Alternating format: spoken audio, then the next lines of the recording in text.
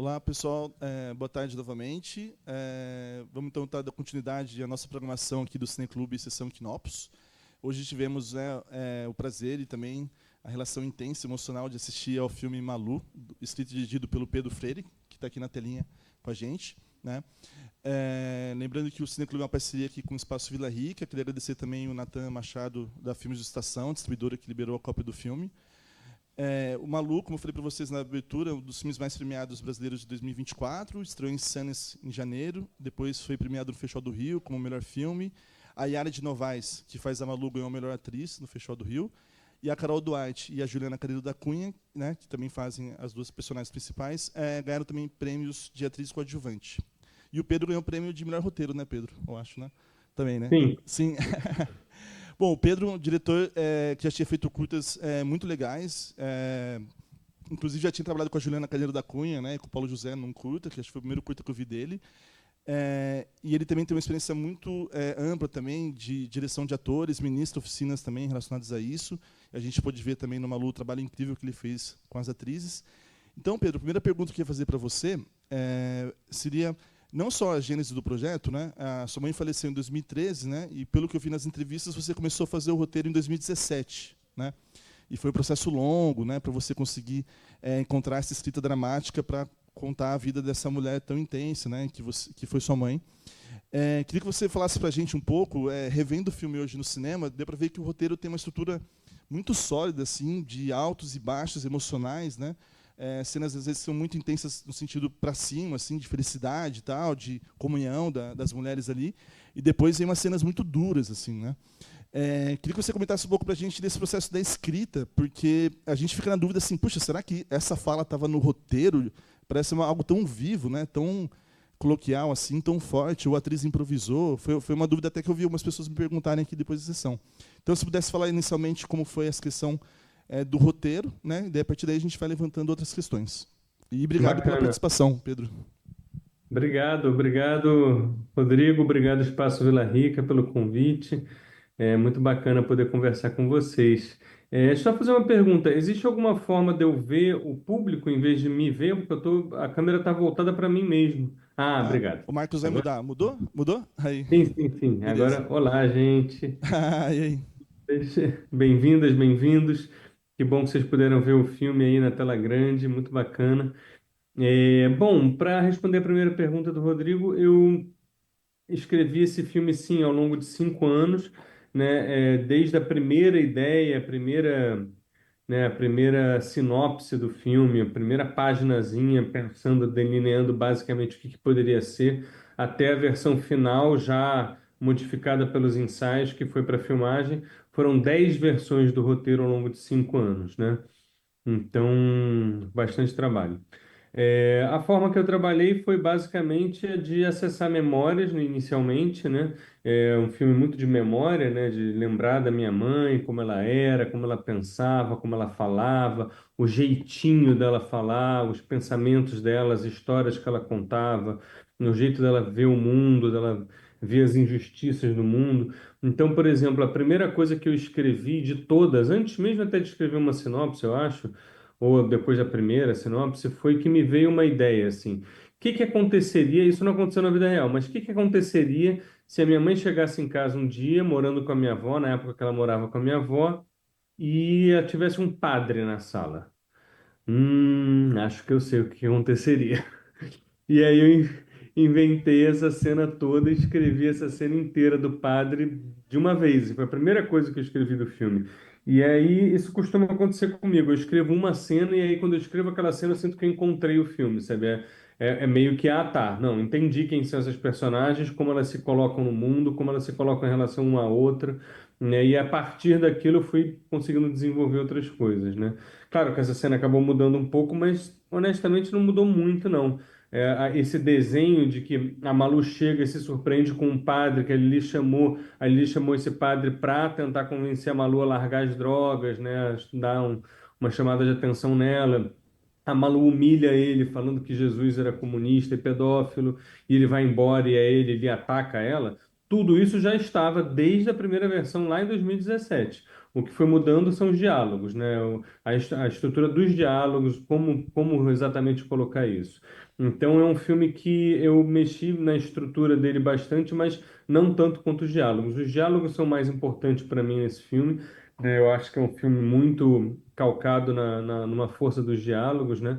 E eu fiquei muito, muito, muito obsessivo com esses diálogos, obsessivo com ainda não tá bom, ainda não é algo que o meu ouvido soa afinado, sabe? Eu acho que eu tenho uma coisa dentro assim dos arquétipos dos diretores de cinema, eu estaria nesses arquétipos Woody Allen, Bergman, Cassavetes, esses caras que são muito do diálogo, sabe? Muito da palavra falada, né? Muito mais do que Tarkovsky, Kubrick, sei lá, esses caras mais da imagem, né? Da direção de arte, né? Então eu sou muito obsessivo com diálogo. Eu fico muito mexendo, eu volto neles, de repente eu tenho uma ideia de uma fala, sabe? Eu tenho muitas ideias de falas. Putz, essa fala é muito boa, vou botar em alguma cena. Qual? Aquela cena. Aí eu vou adicionando falas, sabe? Então é muita obsessão com isso. E aí, então foram 9 versões do roteiro sozinho, só eu escrevendo e mostrando para amigos, mostrando para alguns consultores, mas escrevendo sozinho. E aí, finalmente, a 10ª versão foi escrita após 3 semanas de ensaio. Eu tive 3 semanas de ensaio com o elenco, né, todo o elenco, inclusive as participações especiais pequenas, né, em que nós ensaiamos cronologicamente todas as cenas do roteiro, da cena um até a última cena, que acho que foi a 112. A gente ensaiou cada uma e todas as cenas do roteiro em improvisação. Nós nunca ensaiamos esse filme com texto decorado, nós só ensaiamos com improvisação. Então, qual era a técnica? Isso não sou eu que inventei, isso vem de Stanislavski, que passa por Cassavetes, está aí no livro da Judith Weston, o Directing Actors for Film. Não inventei nada, mas usei para o cinema uma técnica inventada pelo Stanislavski para o teatro no final do século XIX, que é basicamente você dá uma lida no texto, na mesa, mas uma lida rápida, uma vez só, a gente lê a cena uma vez. Cena um, lemos em voz alta. Entendemos alguma dúvida? Tá claro, né? Tá claro? Tá? Ah, não, só aquilo que eu não entendi. Ah, não, isso é porque ela, na verdade, no passado tal coisa. Ah, tá, agora eu entendi. Pronto, vamos improvisar.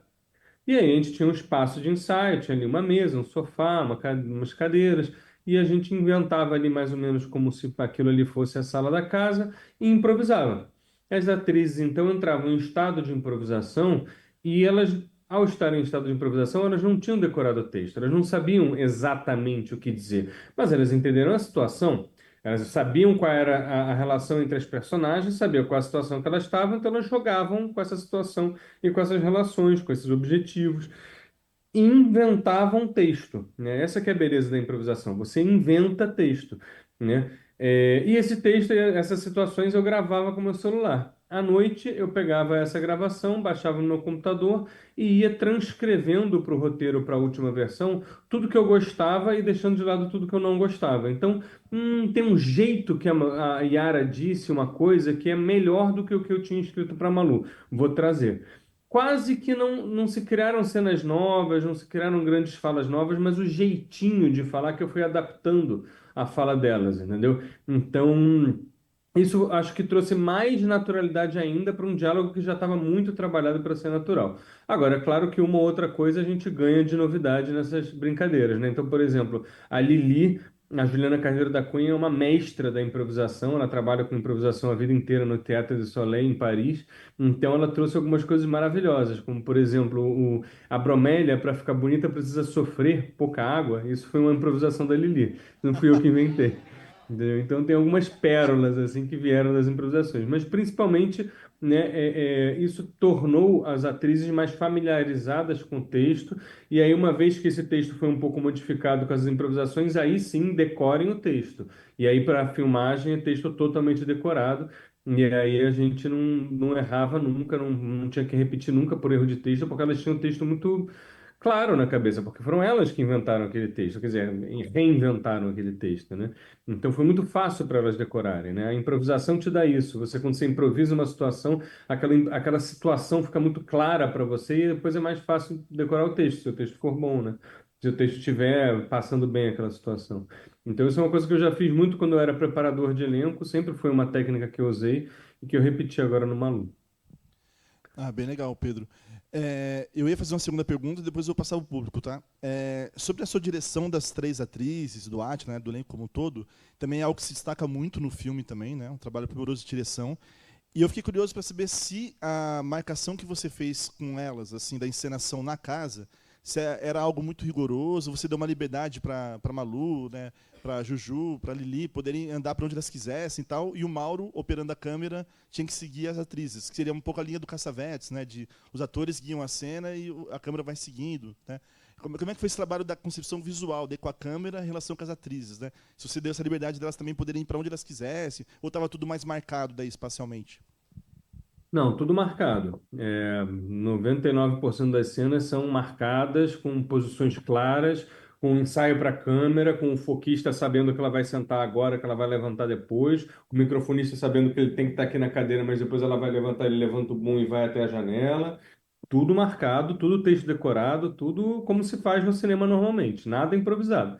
A única cena que a gente teve um pouco mais de liberdade de movimentação é especificamente a cena da janela do contraluz da briga depois da chuva. Nessa cena, eu falei para o Mauro que eu queria um pouco mais de liberdade para elas poderem estar mais soltas e mais animalescas. E ele falou: tudo bem, o que a gente vai fazer então é o seguinte: Mauro é o fotógrafo, não Mauro Pinheiro Júnior, que é um gênio. E aí ele falou: a gente vai fazer o seguinte então. Você pode dizer para elas fazerem o que elas quiserem entre dois pontos: a mesa onde a Malu senta e a janela onde as duas estão de pé. Entre esses dois pontos, elas podem ir e voltar o quanto elas quiserem, parar, virar de costas, virar de frente, fazer o que elas quiserem. Eu só não posso que elas saiam desses dois pontos, porque aí não tem luz. Que está tudo apagado, porque acabou a luz na casa, então ali tem vela e ali tem o contraluz da janela. Tá? Eu falei, ah, maravilha, isso é o suficiente para mim. E aí eu falei isso para elas, elas vão e voltam e o Mauro vai atrás delas e tem uma certa liberdade. Mas mesmo essa é muito marcado, é ou na janela ou sentada na cadeira. Então não tem nenhuma outra cena eu fiz isso, essa foi a única.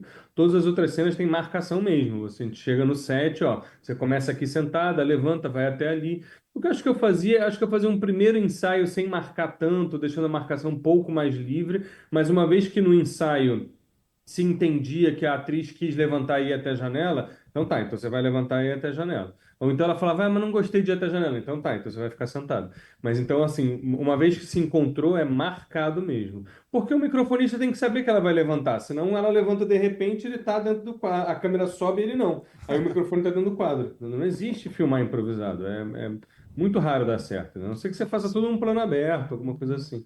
Inclusive, a cena que abre o filme foi uma cena que estava prevista no roteiro, em que a Malu está ensaiando Hamlet ali, e uns trechos, né? Sim, sim, previsto no roteiro, inclusive no roteiro está escrito spas, pes, pis, pos, pu, ser ou não ser, eis a questão, está tudo no roteiro. Esse é um bom exemplo de como pode ser bacana você ter uma equipe que joga junto com você, né? O Mauro Pinheiro, mais uma vez ele, foi quem me deu a ideia dessa cena. Não exatamente ela fazendo exercícios vocais na laje, mas ele falou, pô, a cena estava começando ela numa cena que acabou sendo cortada na edição, dela brigando com os advogados do ex-marido numa sala de advogados seríssima e tal. Já começava na porrada, sabe? Ela gritando com os advogados. E aí o Mauro falou: pô, você não sente falta de começar ela mais relaxada, em casa, de boa, fumando um baseado, e aí depois a gente vai ver tudo o que vai acontecer? Aí tem razão, aí eu queria essas duas cenas. Ela primeiro na laje, fazendo exercício vocal, num dia normal dela, de se preparando para a vida. Depois ela fumando um baseado e lendo Galileu Galilei, e aí ia pro resto, né? Acabou que toda essa parte todo o primeiro ato do filme foi cortado na edição. O filme tinha 5 atos, o primeiro ato inteiro foi cortado na edição. Eu fui dessas cenas dela fumando um baseado direto para a filha chegando. Porque eu mostrei para muita gente os cortes do filme, foram 8 cortes, e a maioria das pessoas dizia a mesma coisa. Pô, o filme é muito bom, gostei muito, parabéns, amigo, sempre diz que gosta, né? Cara, assim, acho que no início eu demorei um pouco para entrar, mas quando a filha chega de viagem, ali eu entro e não saio mais. Depois que eu vi umas 4 vezes, quando a filha chega de viagem, ali eu entro e não saio mais. Falei, bom, então esses 15, 20 minutos de filme anterior tem que ir embora. E aí eu cortei tudo e a filha chega logo na cena 3. Tinha cena dela nos advogados, tinha cena do Tibira sendo apresentado pintando o barco, tinha cena da Lili chegando na casa pela primeira vez de mala e cuia, vinda de um pensionato onde ela foi expulsa porque ela brigou com a dona do pensionato. Tinha cena da Malu liberando um quarto dentro da casa para Lili morar. Tinha cena da Lili chamando a polícia para o Tibira e chegava um policial, a Malu tentava conversar com o policial e com seu grande carisma conseguia convencer o policial a ir embora. O policial lembrava dela de uma novela que ele viu ela nos anos 70. Tinha muita cena que caiu, entendeu? E eu filmei, mas depois, quando eu fui ver editado, eu vi que era enrolação, nada daquilo interessava. O filme começa direto no, nossa, chegou uma menina que a gente não sabe quem é, e é filha dela, caramba, elas não se veem há anos. Caramba, ela voltou para casa, tem um padre, caiu na porrada. Que isso? Que loucura de filme é esse, sabe? Muito mais forte, assim. Eu devo isso à edição. Ah, que legal. Pessoal, então eu ia abrir para vocês fazerem perguntas, né? Ó, então, para passar para o Paulo Barcelos, é um ator que está aqui, que conheceu a Malu, né? Queria falar isso para você, Pedro. Olha que legal. Oi, Pedro, tudo bem? Paulo, prazer, tudo bom? Tudo bom, Paulo? Prazer. Joia. Então, eu achei demais o filme, cara. Eu me envolvi muito com o filme em vários sentidos, assim, não só por conta da história de gerações, né? Mas acho que tem uma contundência assim política assim muito forte assim do momento que a gente vive, do que a gente já passou, tal. E é legal escutar você falando da improvisação, né, desse processo, que como eu sou ator, eu acho que eu consegui visualizar isso. E o que você disse dos cortes do roteiro foi muito assertivo, né, porque eu consegui enxergar nas atrizes, que são, óbvio, né, a Juliana, a Yara e a Carol, elas contando histórias sem precisar dizer também, em sutilezas, né? Claro que não está só por conta das atrizes, mas de todo o trabalho, assim. Então eu acompanhei todo o momento, assim, sabe? Você sai muito mexido do filme e essas viradas que tem, né, de humor e de densidade, elas são impressionantes, assim, me lembrou muito uma inteligência de dramaturgia e claro que as atrizes, como elas são geniais, elas têm esse conhecimento também. Até fiquei pensando que aquela cena que a Juliana propõe ali de vamos botar uma graminha aqui, a gente traz uma vaca, eu falei, cara, eu acho que isso aí é a proposta da Juliana, cara, é bem coisa... Não é, não é, né? Entendeu? Mas eu achei que poderia ser também, sabe? Mas é uma coisa sutil e que lá no final fala da vaca louca. Eu falei, gente do céu. Eu achei genial, assim, como dramaturgia, como roteiro também. E dizer do trabalho da Yara. Eu conheci a Malu, assim, que eu trabalhei com a Isadora, né, lá no Ágora. Eu trabalhei com ela há 4 anos, entrei em cena com ela. E daí a Malu apareceu por lá, às vezes, tal. Eu conheci pouco a Malu, mas conhecia, a presença dela era sempre muito marcante, não precisava conhecer muito. E eu achei impressionante o que a Yara fez, cara. Eu achei impressionante, parecia que era a Malu o tempo todo. Que loucura, né? Então, eu acho que eu nunca vi isso, cara. Eu acompanhava a Malu o tempo todo. Conheci muito pouco, mas o jeito de falar, o físico, um trabalho excepcional, assim, muito bom. Parabéns Bacana. por tudo. Obrigado, muito obrigado. Imagina. A Yara, a gente fez uma coisa que eu acho que foi legal, bom, para começar, eu tinha um material que foi muito útil para mim, que era uma entrevista com a Malu de 2 horas, que a Conceição Sena fez com ela, quando ela já tinha uns 60 anos, nessa casa, dentro da casa, né? Uma entrevista de 2 horas que vai para vários lugares da casa, tem ela apresentando teatro. Aqui eu vou construir um teatro, não sei o quê, tudo aquilo, né? Então essa entrevista me ajudou muito a escrever o roteiro, né? Me deu muitas ideias, me fez lembrar minha mãe, o jeito dela falar, enfim, me ajudou bastante. E aí eu tinha esse material que eu queria em algum momento mostrar para a Yara, mas eu tinha medo de mostrar para a Yara e a Yara querer ficar imitando a Malu, entendeu? Porque eu não gosto de filme de Mas mimesis. isso não acontece. Eu acho que não Não, acontece, porque então, a Yara tem personalidade também, e é uma grande atriz. Né? então, Mas essa é a questão. Eu não queria mostrar para Yara e a minha Yara ficar obcecada em imitar a Malu. Então, o que eu fiz? Eu fiz primeiro 2 semanas de ensaio, né? É, sem mostrar para Yara nada disso. Então, ela foi encontrando a Malu dela, né? E aí, depois de 2 semanas de ensaio, eu falei, agora vê isso aqui. E aí ela viu a Malu e falou, ah, várias coisas encaixaram agora. E várias coisas do jeito da Malu e tal fizeram mais sentido para ela, e aí ela conseguiu começar a trazer coisas da Malu para ela, mas não, nunca tentando imitar o jeitinho, meio que quase que se inspirando, se contaminando mais do que imitando, né? Porque isso é uma coisa que acontece muito no cinema norte-americano, né? Agora mesmo teve o A Complete Unknown, né, do Bob Dylan, com o menino Timothée Chalamet, cara, imitando o jeitinho do Bob Dylan falar, até a voz do Bob Dylan. Cara, eu adoro o Bob Dylan, então eu fui ver, foi legal de ver e tal, mas assim, não é algo que me interessa artisticamente, entendeu? Se eu fosse fazer um filme sobre Bob Dylan, eu ia pedir pro ator não ficar tentando imitar a voz dele, porque aí quando eu vejo o filme, eu fico muito, nossa, como ele se parece com Bob Dylan, nossa, como ele se parece com Bob Dylan, em vez de entrar no filme, entendeu? Pelo menos acontece isso comigo, entendeu? Não sei se acontece isso com outras pessoas. Então, e eu sinto que tem ali um jeito de falar que ele está fazendo. Em outros filmes isso acontece também, e adoram dar prêmio, né? Adoram dar prêmio para essas pessoas que fazem isso, né? Por exemplo, a Dama de Ferro, o filme A Dama de Ferro com a Meryl Streep, ela ganhou o Oscar. Porra, pior filme que a Meryl Streep já ganhou o Oscar. Sinceramente, acho o trabalho dela constrangedor nesse filme. Você vê ela imitando a Margaret Thatcher o tempo todo. Eu lembro até no trailer, você vê ela falando It's not what you make, it's what you do. Você tem um jeito, um cantar da Margaret Thatcher que você vê que ela aprendeu e ela está repetindo. E você percebe que é um jeito que ela está fazendo, que não é, ela não está solta ali, ela não está livre ali, ela está imitando. Eu não gosto disso, detesto isso.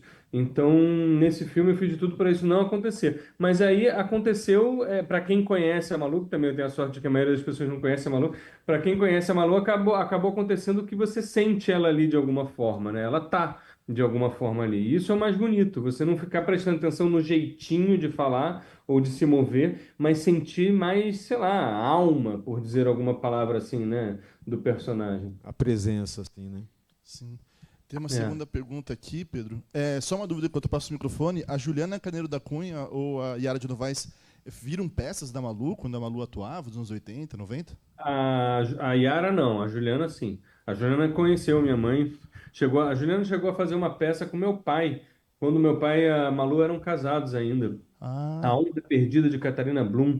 Foi uma peça que não deu muito certo, ficou pouco tempo em cartaz, mas a Juliana era a protagonista, a Catarina Blum, meu pai era um dos protagonistas, então elas se conheceram bem. Eu lembro vagamente da Juliana quando eu era criança, muito vagamente. entendi. Se você quiser se levantar, vai aparecer na gravação também, para fazer a pergunta pro Pedro, tá? Porque daí ele te vê melhor. Né, Marcos? A câmera pro Pedro ver tá apontada para lá, né? Aquela ali, ó. Não, aqui, na verdade. Pode falar para cá, ó. Aqui? Essa aí. Olá, estou te vendo. Tá vendo, Pedro? O José diz. Tudo bem? Tá me ouvindo? Pois é, tudo certo, estou te ouvindo. Opa, boa tarde, Pedro Freire. Tudo bem com você? Tudo certo, e você? Tudo certo, graças a Deus.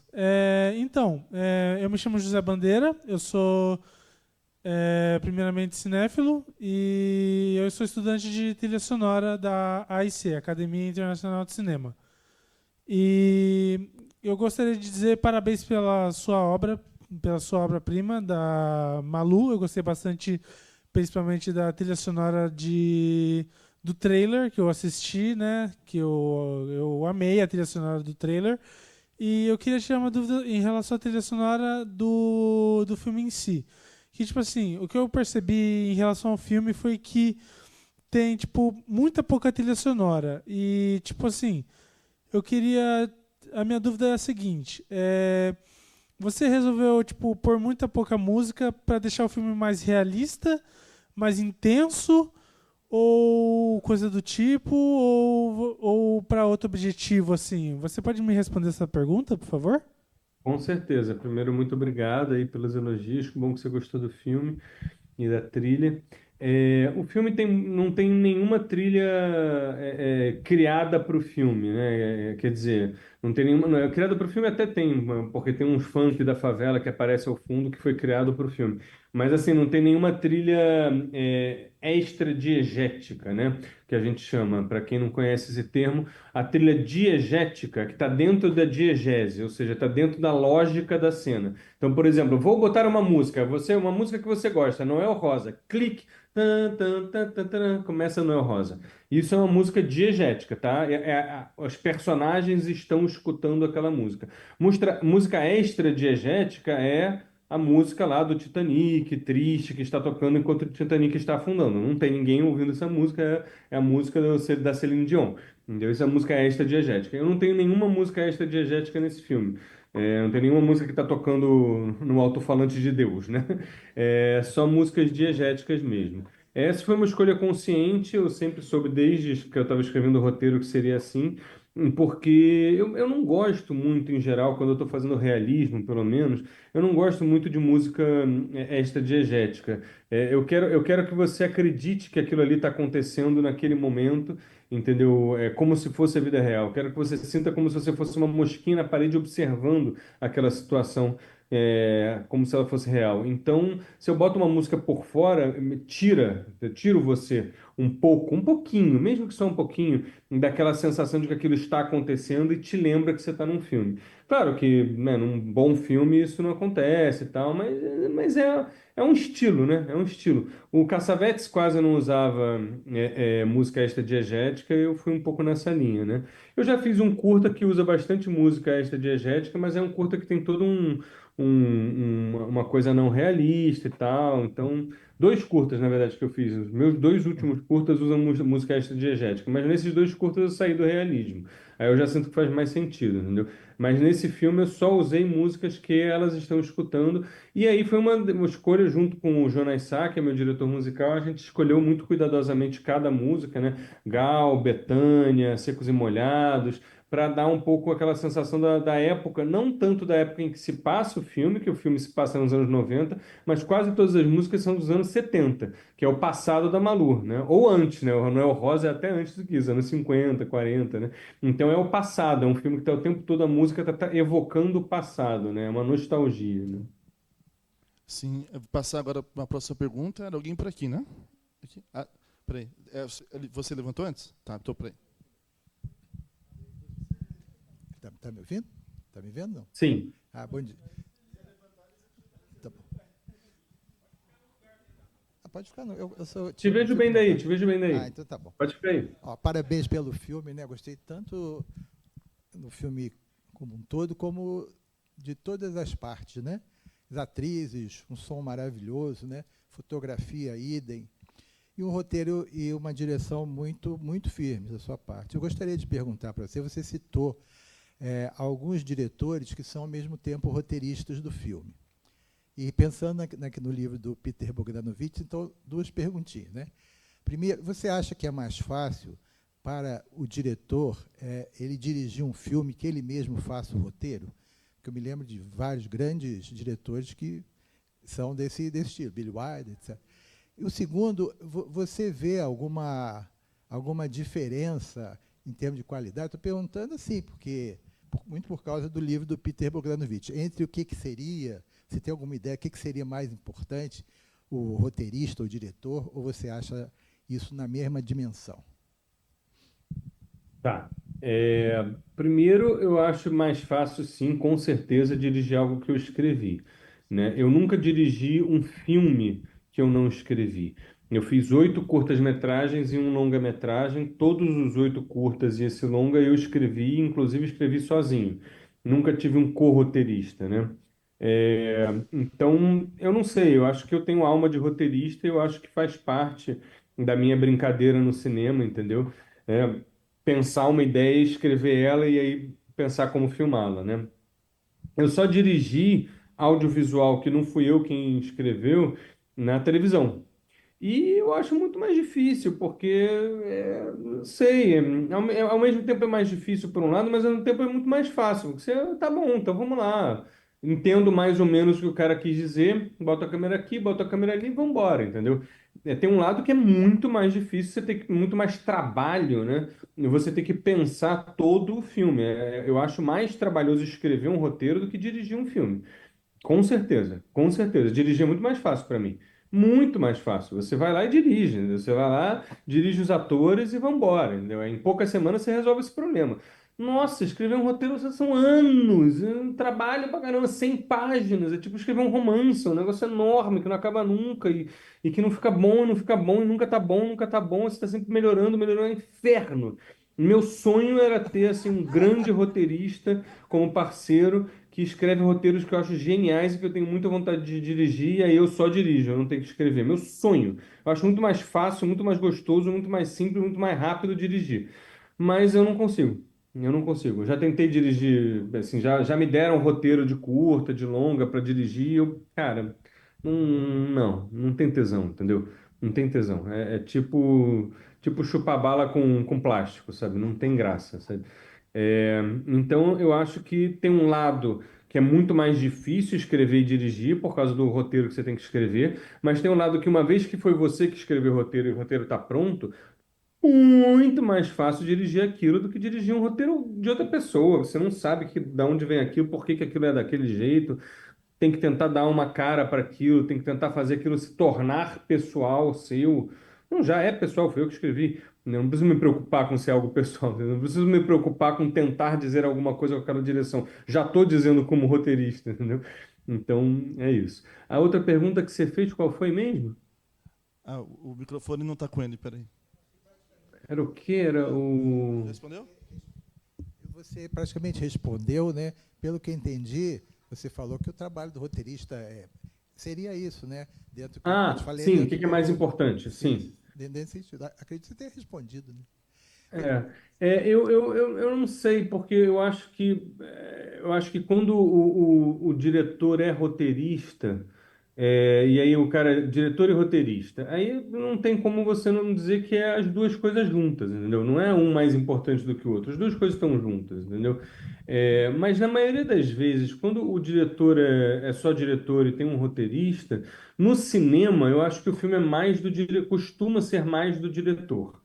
Entendeu? Porque é muito trabalho para você pensar como fazer aquilo, entendeu? Mas na televisão, não. Na televisão, eu acho que é mais o autor, é mais o roteirista. Porque a televisão, mesmo as grandes séries de Netflix, de HBO, de Apple TV, que fica todo mundo dizendo, nossa, super cinematográfico. Vai ver a série, você vai ver que, em geral, é plano contra plano, plano geral, plano contra plano, plano geral. Não tem muito uma cara, sabe? Não tem muito uma personalidade na direção. A personalidade, em geral, está no texto e nas atuações, entendeu? É muito, muito raro você encontrar uma personalidade de direção na televisão. Então, tendo a achar que o autor do filme é o diretor e o autor da série de TV ou da novela é o roteirista, né? E não sou só eu que acho isso, o mercado acha isso. Tanto que, né, você fala num filme, é um filme de Pedro, sei lá, para dizer algum diretor que não escreve, né? É um filme de David Fincher. Não é um filme da Aaron Sorkin, é do David Fincher, porque ele é o diretor. Em compensação, na novela, você fala, é uma novela de Glória Pérez, não é do Denis Carvalho, né? É da Glória Pérez, porque ela é a autora que realmente leva aquilo ali. Então, é mais ou menos essa divisão que eu acredito. Ô Pedro, antes de passar para a sua pergunta, só ia complementar essa do roteiro. Tem uma cena que é muito forte, dramaticamente, que é quando você tem o momento em que a Lili, a avó, revela a violência sofrida pelo pai dela, né? E ela reclama de não ter sido a primeira, tal. E a gente não tinha visto até então, acho que uma espécie de monólogo, assim, né? Pensando na estrutura dramática no filme. De repente tem uma cena ali que a personagem, por uns 2, 3 minutos, né, relembra esse episódio, né, trágico e tal. Queria que você falasse um pouco de como foi escrever essa cena e também o trabalho com a Juliana nessa cena. Sim. Essa cena foi escrita muito a partir da memória que eu tenho da minha mãe me contando essa história, né? Uma história real, que a Lili de fato revelou para minha mãe uma vez já, minha mãe com 50 e tantos anos, 60 anos, não sei. bêbada. Ele nunca fumou maconha, até onde eu sei, mas ela bebeu muito licor, ficou bêbada e começou a falar: era minha vez, era minha vez. Minha mãe, do que você está falando? E aí minha mãe me contou essa história. Eu não estava presente, mas minha mãe me contou. Olha só que loucura o que a sua avó me contou. E aí contou essa história, né? É, claro que minha memória falha, eu lembrei de algumas coisas, outras não, construí algumas coisas, outras, né? São de memória, mas é uma construção a partir de uma memória, né? E aí eu fui burilando, fui melhorando a partir dessa memória. Tipo isso de como é que é o nome dela? A Ernestina em cima da mureta, olhando para mim, dizendo porque você é feia, isso fui eu que inventei. Né? Até para dar um link com depois ela falar, você é feia, minha filha, por isso que você não consegue ser atriz. Que isso é uma coisa que de fato a minha avó falava para minha mãe, isso da vida real. Ela Muito depois falava? que eu cheguei, falava que a Malu falava assim, você é feia, é difícil atriz que é feia, né? Como é que faz? Não dá, você devia procurar outro tipo de trabalho. Falava isso muito nesse tom de que pena, não tô te xingando, tô te falando uma verdade que você tem que ouvir. Alguém tem que te dizer a verdade, né? Tadinha. Então eu botei isso no filme. E aí, mas voltando ao monólogo da Lili. Então eu escrevi esse monólogo pensando na Juliana, já sabia que a Juliana ia fazer o filme, é, e escrevi para ela esse personagem, né? E aí, quando a gente foi ensaiar, a Juliana fez uma improvisação que eu achei péssima porque ela ficou muito grudada, assim, muito obcecada com a ideia dela estar bêbada, estar fumada. Então ela ficou fazendo uma coisa assim, ah, era minha vez, bêbada, sabe? Fazendo a bêbada, fazendo a maconhada, sabe? E a improvisação foi péssima, mas na hora eu não quis refazer, eu não quis ficar em cima dela refazendo a improvisação até encontrar. Eu falei, tá bom, entendi. Viveu a situação a partir da bebadice, da loucura da maconha.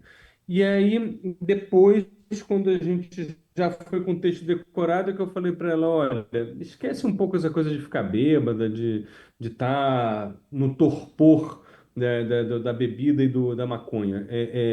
A maconha, mais do que a bebida, né, ela pode aguçar muito a sua memória, suas sensações, né, e você fica muito obcecada com uma coisa que está na sua cara, na sua cabeça, né? Então, você não fumou tanto a ponto de ficar, tô doido, né? Destravou sua imagem bem no sorriso aqui.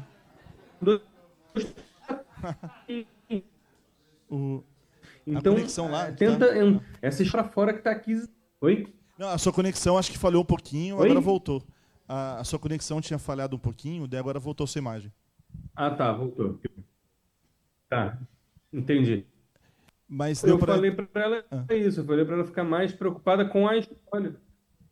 Tá falhando? Não, sim, pode completar, desculpa, pode completar, Pedro. Ah, tá. Então falei para ela ficar mais obcecada com a história e com as imagens dessa história, né? Então, para ela criar cada imagem dessa história, para ela poder estar analisando, né? E aí ela fez isso, a gente foi ensaiar, rodar, tava genial. Saí uma vez só, rodei um take só e acabou. Não tinha que repetir, porque tava muito bom. Ela é uma gênia, né? A Juliana é uma gênia. Esse monólogo, assim, é meio estranho ficar dizendo que eu gosto muito de ver o meu. Eu adoro ver esse monólogo, sabe? Toda vez que eu tava na ilha de edição e começava, ou revendo o filme com o público, sei lá, em algum festival, e começava essa cena, eu ficava, oba! A cena da Juliana. Eu adoro. Muito boa. Enfim, é muito gostoso de assistir. Sim. Pesado também, né? É, pesado. Passando para a próxima pergunta. Então, todo mundo já perguntou o que eu ia perguntar. Estou muito satisfeita com as respostas, mas só para dizer que o filme é muito limpo, trata-se de uma pessoa que viveu todas essas gerações e vi claramente a fronteira entre uma geração e a outra, e isso você conseguiu de uma maneira perfeita. E eu achei também, quando você juntou as 3 gerações numa imagem só, uma coisa maravilhosa. Muito obrigada. Imagina, obrigado a Outra você. coisa, e o final, o Só para seu, pegar. ah, o seu final foi impressionante, porque deixou um questionamento. A gente tem que pensar na próxima Aham. geração. Muito obrigada. Imagina, a coisa das gerações é muito importante para mim, sabe? Eu acho que é uma coisa central no filme, né? As dificuldades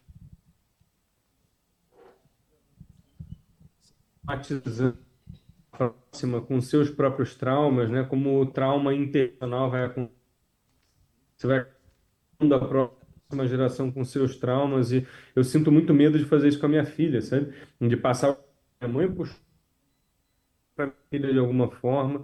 É, é complicado o negócio. O negócio de geração é complicado. Tá dando para me ouvir bem, gente? Tô achando que Tá. tá falhando um pouco. Não, nas duas últimas perguntas, Pedro, deu uma falhada. Daí eu estava conversando com o Marcos aqui, mas agora parece que estabilizou novamente. Mas deu para compreender, sim, a resposta. Que bom. Tá? Então, próxima pergunta. Pedro, boa tarde. Meu nome é Tainara. Gostei muito de assistir seu filme. Parabéns, né? Parabéns a toda a equipe. A gente sabe que um filme precisa de muita gente para ser feito. Eu tenho algumas perguntas. A primeira é muito boa, mas, enfim, vou fazer porque é uma curiosidade. A gente está vendo você, está vendo o cenário aí atrás. Você pode dizer onde você está? Só porque eu fiquei curiosa mesmo. Ô, Pedro, você ouviu a gente? Não estou ouvindo. Não, você chegou a ouvir a pergunta dela ou não? Não ouvi nada. Agora eu mudei de lugar, talvez melhore um pouco a porque conexão. a conexão falhou.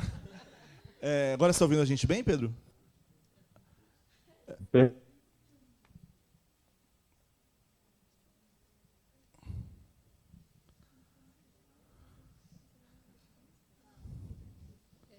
Não.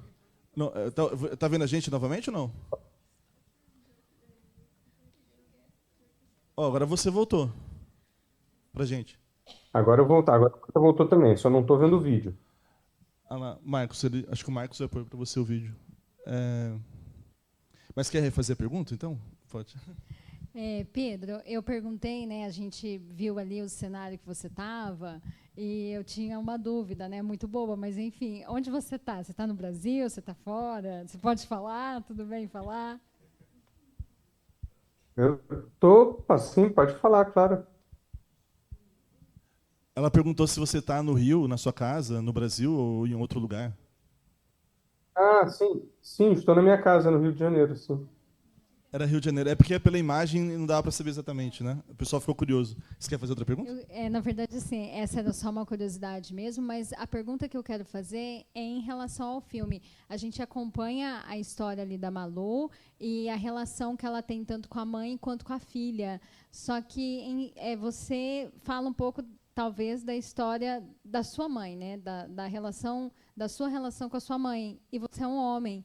Então, eu fiquei pensando assim, o porquê que você trouxe uma mulher, né, uma filha, para contar um pouco dessa história, dessa relação, e não um filho, sabe? Um personagem homem nessa história. E também, assim, se você puder comentar um pouco sobre as violências, eu hoje assisti a esse filme junto com duas amigas queridas, que gostam muito de cinema também, e a gente comentou um pouco sobre as cenas de violência, né? E essas camadas de violência que esse filme conta. Então, assim, a questão da ditadura, como que a ditadura fala um pouco sobre violência e como essa violência ultrapassa gerações. A cena que elas estão ali almoçando e tem uma barata e mata essa barata de forma muito violenta e aí depois continua tentando comer e aí fala-se do alho, que uma gosta, a outra não gosta. E aí eu até comentei com elas aqui, a gente estava falando de alho realmente? Essa cena estava falando sobre alho ou estava falando sobre tantas outras coisas? As diferenças entre as duas, enfim. Essa casa, que é uma casa que está em construção, que não está acabada, que tem um teto ali, que tem um buraco. E aí, antes daquela briga homérica entre a mãe e a filha, né, a Joana e a Malu, a gente tem uma tempestade. Então, assim, esse tempo querendo dizer algo, né, que essa tempestade também vai acontecer entre essa relação. Então, talvez se você puder trazer um pouco sobre algumas cenas assim, para enriquecer essa experiência filme, que eu acho que vai ser legal também. Tá. Nossa, você falou sobre tantas cenas, né? Fiquei um pouco sem saber qual delas atacar. Acho que a cena do alho pode ser uma boa, né? A cena do alho é uma cena que a minha mãe detestava alho né? Realmente detestava alho, tinha pavor de alho. Se tivesse um pouco de alho que fosse na comida, ela não comia. E ela tinha uma coisa de eu gosto de alho, sempre gostei de alho. E aí ela entrava numas noias de que eu gostava de alho para provocar ela, sabe? Tinha uma coisa muito louca assim eu gostar de alho era uma forma de ir contra ela, né? De negar de alguma forma ela. E é parte da paranoia dela, uma mulher paranoica, ela tinha muita paranoia, né? Era um problema que ela tinha. E aí eu botei isso nessa cena, a Lili, para ter um conflito entre ela e a Lili, né? E aí foi uma cena que foi um pouco pensada, num primeiro momento, para ser mais uma briga entre Malu e Lili, mas dessa vez deixando a Joana um pouco amuada de estar ali, sabe? A Joana olhando para aquele teto, aquela barata, e porra, minha mãe tá aqui nesse lugar com barata, com um esgoto a céu aberto ali fora, com esse teto cheio de goteira, brigando com a minha avó, que merda, sabe? Que merda a situação que a minha mãe se meteu. Só que aí, depois já quase no último, na última versão do roteiro, já com as atrizes, a gente sentiu uma coisa, que a Joana estava muito limpinha. A Joana estava muito sem um dark side, sabe? Sem um lado dela também tão afetado por essa, por esses traumas da mãe, né? Que ela também começa a ficar maluca, né? E aí né, eu pensei, pô, nessa cena é uma cena boa para isso. Ela começa a discutir com a mãe também. E ela começa, e de repente ela grita, ela dá um tapa na mesa. Ela também, eu adoro alho! Então ela também tem um lado que ela dá uma enlouquecida. E aí essa cena foi se desenhando assim. E começa com a barata, foi ganhando elementos, né? A barata, o teto, o alho, e aí termina com a Joana perdendo o controle também, pra gente ver que a Joana também não sai totalmente ilesa, né, dessa relação com a mãe. Não é como se ela saísse ilesa, tem consequências para ela. Eu até acho, sinceramente, que a gente podia ter filmado ela se descontrolando mais. Ela podia levantar e gritar 3 vezes: adoro alho, caralho, vai tomar no cu! E saísse puta, sabe? Podia ser uma coisa mais descontrolada. Mas, enfim, agora já foi. Tá, e eu perguntei também para você o porquê da escolha da personagem da filha da Joana ser uma mulher, Sim. né? E você sendo um homem contando essa história da sua mãe, dessa relação. Então, por que não trouxe um personagem homem para essa Sim. relação? Eu tenho uma irmã chamada Isadora, uma irmã mais velha, que viveu toda essa história junto comigo, né? Sempre fomos dois ali naquela casa, né? Quase sempre, quando ela fez 19 anos, ela saiu de casa, eu fiquei morando sozinho com a minha mãe, então... Mas, enfim, foi alguém que me ajudou muito a cuidar da minha mãe já no final da vida dela também, quando a gente voltou a buscar ela para cuidar dela, né? Então, a minha irmã Isadora viveu muito dessa história comigo. A primeira sinopse que eu escrevi em 2017, eu comecei a escrever Pedro e Isadora, os dois irmãos. Rapidamente eu abandonei. Porque eu senti que quando eu botava o Pedro sendo duro com a mãe, brigando com a mãe, sendo duro com a mãe, parecia que eu estava fazendo um meia-culpa. Ah, ele está querendo expurgar, né, os pecados dele, né, ele foi um mau filho e está se expurgando ali. Quando eu botava o Pedro sendo gentil com a mãe, parecia que eu estava tirando onda de bom filho. Era uma coisa muito. Ficava muito na autoanálise, sabe? Então, esse foi um processo que foi muito importante nesse filme para mim, que foi o de separar o joio do trigo. Separar, quando eu acessei todas essas memórias da minha mãe e fui botando no papel, né? E aí chegou um momento que eu comecei a olhar e comecei a falar: não, isso aqui não interessa para o filme, isso aqui não interessa para o espectador, isso aqui interessa para minha analista. Entendeu? Eu vou levar isso aqui para minha analista.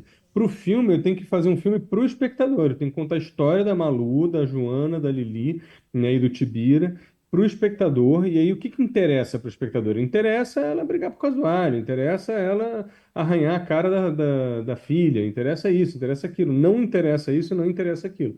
Entendeu? Então eu fui limpando e fui, né, tirando. E aí nisso eu me tirei também. Eu fui sentindo que não fazia sentido para mim me colocar no filme e ficar vivendo um processo de autocura. Entendeu? O filme até acabou sendo um grande processo de autocura. Minha irmã fala que assistir esse filme é como fazer uma constelação familiar gigante, sabe? Mas então acabou sendo uma constelação familiar? Talvez, de alguma forma, sim. mas isso como consequência, não como busca, não como objetivo, né? Então foi aí que eu decidi deixar a Isadora e não o Pedro fazendo aquelas cenas. Só que aí quando eu mostrei para Isadora o roteiro, ela falou: olha, bacana, beleza, pode chamar de Isadora se você quiser essa personagem, mas você sabe que essa personagem não é a Isadora, porque tem coisas aqui que eu vivi, e tem coisas aqui que você viveu. Você misturou muita coisa aqui. Eu falei, tem razão, então eu vou chamar por um terceiro nome. E aí chamei de Joana, só porque foi o primeiro nome que me veio à cabeça. Entendeu? Então foi isso, foi uma amálgama, uma mix entre a Isadora e eu. E aí depois que eu fiz isso, eu fiquei feliz porque eu também senti que de alguma forma fica mais limpo, sabe? Fica mais clean, 3 gerações de 3 mulheres, fica mais na medida, sabe? Olá, Pedro. Parabéns pelo filme. Minha Obrigado. dúvida é mais estética. Eu queria saber se filmar nesse formato quadrado, se é a questão da locação ser real e ter menos recuo, para você ter mais coisa no quadro. Qual que foi a ideia de filmar quadrado? Assim? Boa pergunta. A ideia de filmar quadrado vem desde antes de achar a locação. É uma ideia que não tem nada a ver com locação, não. Tem a ver com são 3 motivos que eu quis fazer o formato quadrado, né? Que não é exatamente quadrado, é 4x3, né? Quase um quadrado. O primeiro motivo é a claustrofobia. Eu queria dar a sensação de que essa mulher não tem para onde fugir. Então, quando você faz um quadro, né, mais retangular, né? Mais retangular, você tem o personagem pequeno aqui e muito espaço para um lado e muito espaço para o outro. Então você tem a sensação, né, por exemplo, o CinemaScope, né, esses filmes americanos grandes, todos são CinemaScope, eles adoram CinemaScope. Aí você tem a sensação de que você vê o Pedro aqui, mas tem todo esse espaço além do Pedro. Então o Pedro tem todo esse espaço para ir, entendeu? Eu tenho a cabeça do Pedro em relação ao resto do quadro, acaba em outros 2 Pedros aqui, um Pedro aqui e um Pedro aqui e eu. Isso que a gente não está nem no CinemaScope, a gente está no 16:9. Imagina se tivesse no CinemaScope, teria muito mais espaço. Então você tem para onde ir, você tem para onde fugir, você tem para onde correr. Eu não queria isso, eu queria uma claustrofobia, eu queria a sensação de que a Malu não tem para onde correr. Então, um formato quadrado. Segunda coisa é que quando você faz o formato quadrado, olha assim para minha imagem. Imagina que você aqui você está vendo, ó, né? Isso aqui de um lado do meu rosto, isso aqui do lado do meu rosto. O meu rosto é uma parte de 3, né, numa imagem. Quando você faz um close, né, quando você faz um plano fechado no rosto, né? Então, o que acontece? Se eu fecho aqui, ó, deixa eu tentar, eu tô com o computador no foco. Se eu fecho aqui, ó, num close, e não tem nada disso, você tem só isso aqui, o meu rosto se torna tudo que você tem para olhar. Então você não tem mais para onde olhar fora o meu rosto. Então o meu rosto se torna o único mapa que você tem. É uma geografia do rosto, entendeu? Foi esse um termo que chegou assim para mim de a geografia do rosto. Você só tem esse rosto para olhar. Então as expressões se tornam muito mais potentes, sabe? Não por acaso é um formato que se usava muito nas novelas, né, e na televisão. É, e, Tá falhando um pouquinho, Pedro. Você está ouvindo a gente?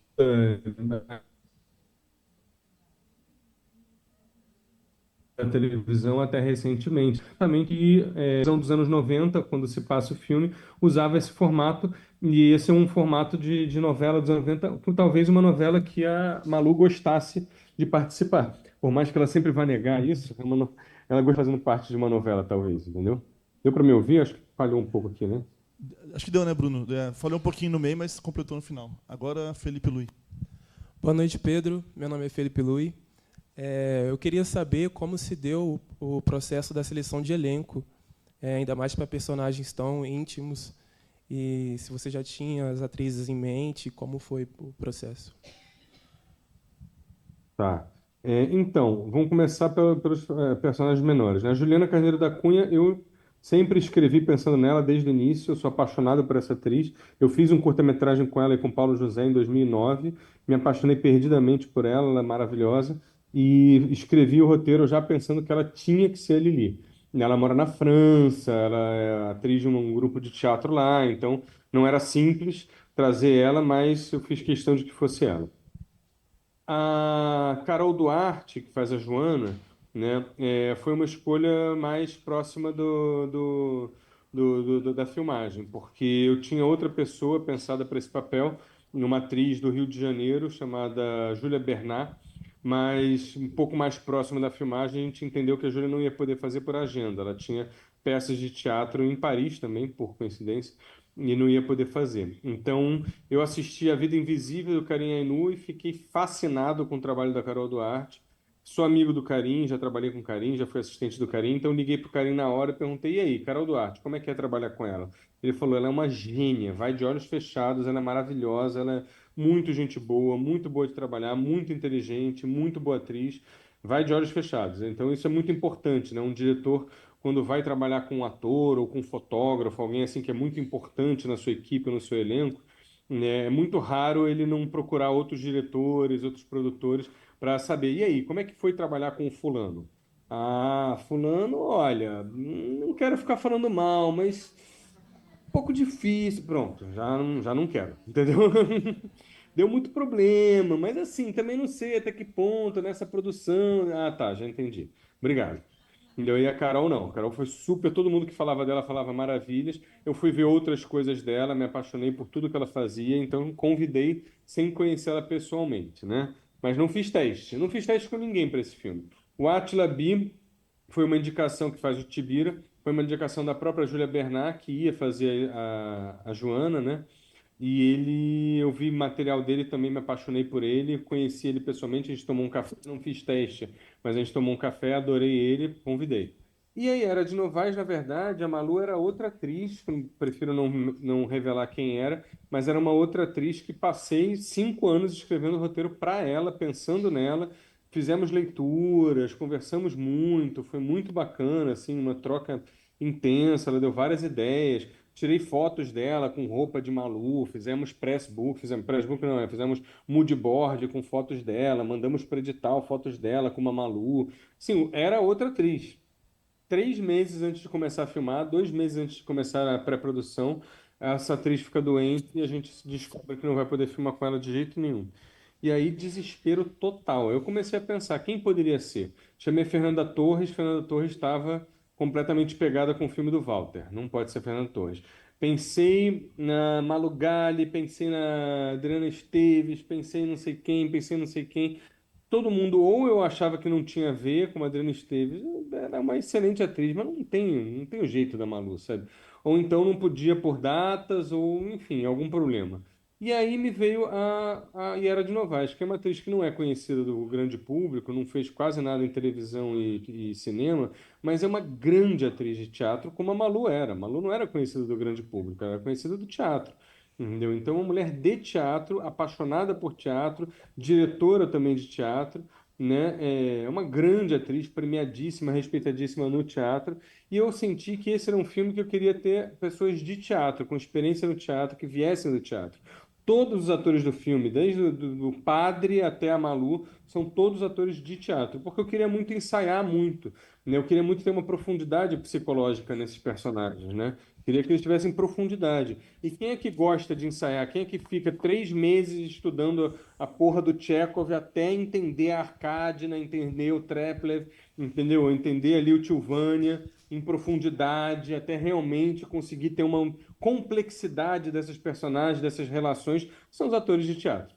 Então eu chamei a Yara muito pensando nisso, sabe? Essa atriz vai dar conta da Malu que eu quero, sabe? Da profundidade da Malu que eu quero. Não podia ser uma atriz de televisão, entende? Por melhor que seja, por mais maravilhosa que seja a atriz de televisão, ela não vai ter essa pegada.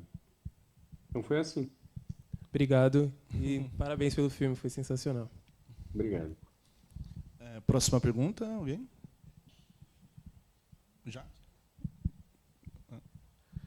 Alguém mais alguma pergunta? Eu ia finalizar, então, você falou da Yara, né? Acho que ela é um pouco a alma do filme, né? Não só a Yara. Mas, na entrevista que a gente fez para a Folha, você comentou que ela é uma atriz muito inteligente, né? Muito racional. Às vezes é difícil, né? Quando você tem uma atriz também que dirige e tal. Eu pedi para você comentar também o trabalho com ela e com a Carol Duarte, que já, por outro lado, é uma atriz mais nova, que você até falou na entrevista que é um animal cinematográfico, né? E tem umas cenas da Carol que são lindas no filme também, de silêncios, assim. Somente aquela cena em que ela deita com a mãe no finalzinho, né? Revendo hoje na tela grande, assim, uma das cenas, né? Nossa, uma plástica assim muito forte, totalmente em sintonia com a emoção da cena. Então eu queria comentar assim, essa oposição, né, de uma atriz que é um animal cinematográfico, que atua muito por silêncios do Malu, que é a Carol, e já a Yara mais racional, mas ao mesmo tempo também entregando uma coisa muito forte. A Yara é bicho de teatro mesmo. Ela não é o grande tesão dela não é o audiovisual. Ela fala isso abertamente. Televisão ela faz por dinheiro, assim. Ela já falou isso abertamente, assim. Muito difícil ela achar um grande personagem na televisão que ela se estimule. Ela gosta mesmo de teatro, entendeu? E aí na primeira semana de ensaio, primeiros 3 dias de ensaio, eu fiquei bem preocupado com a Yara e com a Juliana porque elas estavam muito na forma, elas estavam muito fazendo, a Juliana fazendo a velhinha malvada, e aí era fazendo uma deprimida, fudida, nessa casa com goteiras, tudo assim muito matizado por um preconceito delas com os personagens, sabe? E que é um preconceito, né? Você já achar que a personagem é uma coisa que você ainda está buscando. E aí, depois de 3 dias de ensaios, eu parei e falei com elas: olha, não é nada disso. Eu quero outra coisa. Eu quero cinema, não quero essa composição de personagem exterior ao personagem. Eu acho que o bom teatro realista e o cinema bom vão por outro caminho. Então vamos procurar melhor. E vamos para o realismo, tá? Realismo. Então tenta entender mais a complexidade desses personagens. Vamos voltar. E aí a gente voltou para Estaca Zero, voltamos para a cena 1 e regravamos tudo que a gente tinha gravado já de cena 1, cena 2, cena 3, acho que a gente tinha chegado até a cena 20, a gente regravou tudo e voltou a trabalhar do zero. E aí teve até uma coisa que eu fiz que foi meio babaca, que teve um dia que eu cheguei no ensaio de manhã e falei, gente, peço desculpas, não sei se eu vou conseguir ensaiar com vocês hoje. Por quê? O que aconteceu? Cara, ontem à noite eu estava chegando em casa com a minha filha da escola e assim, apareceu um cara armado, assaltou a gente, botou a arma na minha cabeça, minha filha no meu colo, chorando. Cara, foi um negócio horrível, eu tô transtornado. Tô transtornado, não sei se eu vou conseguir ensaiar com vocês hoje. Peço desculpa, todo mundo ficou, caramba, Pedro, que loucura, como pode? Aí quando já estava assim, uns 3, 4, 5 minutos, todo mundo transtornado comigo, eu falei, bom, gente, isso é mentira, a minha filha não chorou, eu não fui assaltado, não teve arma, não teve nada, foi tudo ótimo ontem à noite. Então, não acredito, seu mentiroso, como assim? Você sacaneou a gente, como você pode enganar a gente assim? Eu falei, então, mas é porque eu estou tentando mostrar para vocês o que eu quero de vocês. Eu quero que o espectador não saiba se é verdade ou mentira o que está acontecendo com você. Eu quero que vocês enganem o espectador. Eu não quero perceber que você está atuando, entendeu? Tem uma coisa clássica do Stanislavski que ele fala que ele fazia uma peça antes dele desenvolver o método dele, quando ele era só ator, não era diretor, né? E ele fazia uma peça com um grupo de teatro lá, o Teatro de Arte de Moscou, né? E ele tinha um ator mais velho que tinha um cachorro muito velho, que ele não tinha com quem deixar e acompanhava o... Peraí que acho que a minha filha vai entrar em quadro. Oi, filha, estou fazendo uma palestra aqui. O que foi? Ó, minha filha. Acabou o desenho? Olá! Fica lá com a mamãe que eu tô aqui dando uma palestra, meu amor. Eu não posso ficar com você agora. Eu não posso ficar com você agora, tá? Tá. Tá. Tá, então fica aqui sentadinho. Para terminar a história, aí eles perceberam o seguinte, que quando eles estavam terminando o ensaio, o cachorro se levantava e ia até a porta. E eles sempre quando estava terminando assim, os últimos 10 minutos antes de acabar, o cachorro se levantava e ia até a porta. Eles começaram a estranhar aquilo. O cachorro tem um relógio? Como é que ele pode saber que está terminando o ensaio? E Stanislavski decifrou a charada, que é porque quando terminava, assim, os últimos 10 minutos, eram 10 minutos de conversa sobre o que eles iam fazer no dia seguinte. Até aqueles últimos 10 minutos, eles estavam atuando. E eles atuavam daquele jeito clássico, impostando a voz, projetando a voz, tudo muito articulado. E aí, quando eles paravam de falar daquele jeito e começavam a falar normal, como gente, o cachorro se tocava. Ih, chegou a hora final, já, agora vai terminar. E ele ia para a porta. Então, o Stanislavski falou: o meu desafio, o nosso desafio, a nossa grande ambição é enganar o cachorro. Que o cachorro não perceba se a gente estava atuando ou não.